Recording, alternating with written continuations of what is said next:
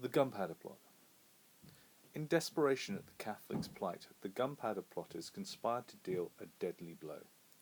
It was late 1604 when the conspirators met for the first time. In a low room just off the Strand in London, they gathered round the table, talking in hushed but excited voices. Something must be done, they all agreed, to stop the persecution of fellow Catholics in England. Each of them had their own tale to tell of outrages against Catholics. It seemed the government was determined to stamp out their religion. Suddenly, the oldest of the company, a tall white-haired man called Thomas Percy, leaped to his feet. Thumping his fist on the table, he said in a loud voice, "Shall we always, gentlemen, talk and never do anything?" At this, the leader of the conspirators, the tall, fair-haired Robert Catesby, drew them all together and told them quietly that he had a plan. 2 days later, they all met again in Catesby's lodgings in Clement's Inn. There were 5 of them. Catesby and Percy, plus John Wright and Thomas Winter, had recently brought back from the continent to help their plot. Bolting the door firmly, they all knelt down to swear secrecy on a prayer book. This done, Catesby explained his plan. The idea, he said, was simply to blow up the Lord's Chamber with gunpowder. On the day Parliament opened, King James I and all of Parliament would be in the room together. The explosion would kill off all the Catholics' enemies at once. They could then start a Catholic rebellion in the Midlands. At first, some of the plotters were shocked by the idea, but they soon agreed that desperate times needed desperate remedies.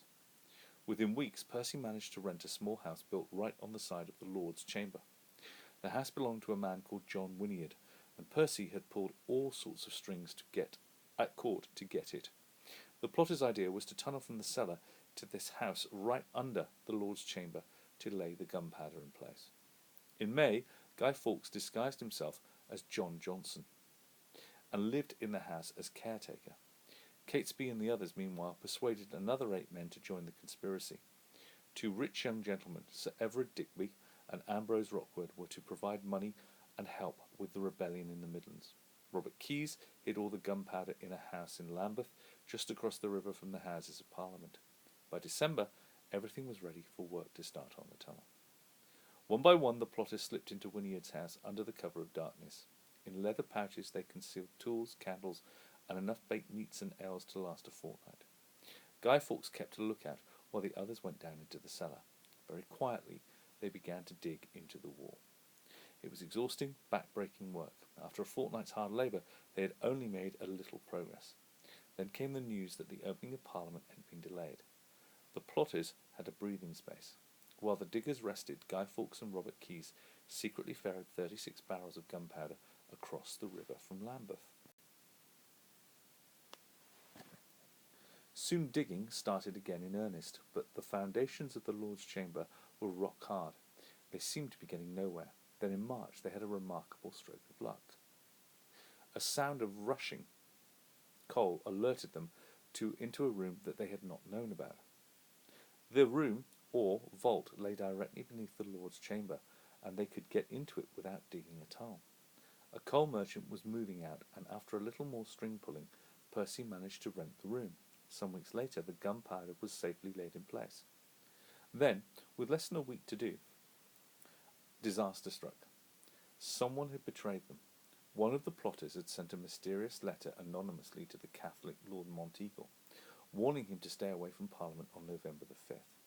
It hinted at an unseen blow, but gave nothing away. Monteagle took the letter straight to Robert Cecil, the Secretary of State and the most powerful man in the land. Cecil sold it to King James, who is said to have guessed the blow meant gunpowder. Immediately a search of the vaults was ordered, but the guard found nothing. Unconvinced, Cecil ordered a second search, this time at midnight on the 4th of November. Entering the vaults, the guards caught Guy Fawkes red-handed, hiding in the darkness by the gunpowder. That night, the other plotters fled to the Midlands, perhaps hoping to start the rebellion anyway. But the government troops seemed to know exactly where to look and who to look for, even though Guy had not yet revealed their names. 3 days later, they were caught at Holbeach House in Worcestershire. With swords drawn, the desperate plotters marched out to meet their fate. Minutes later, Catesby and Percy lay dead, shot by the same bullet.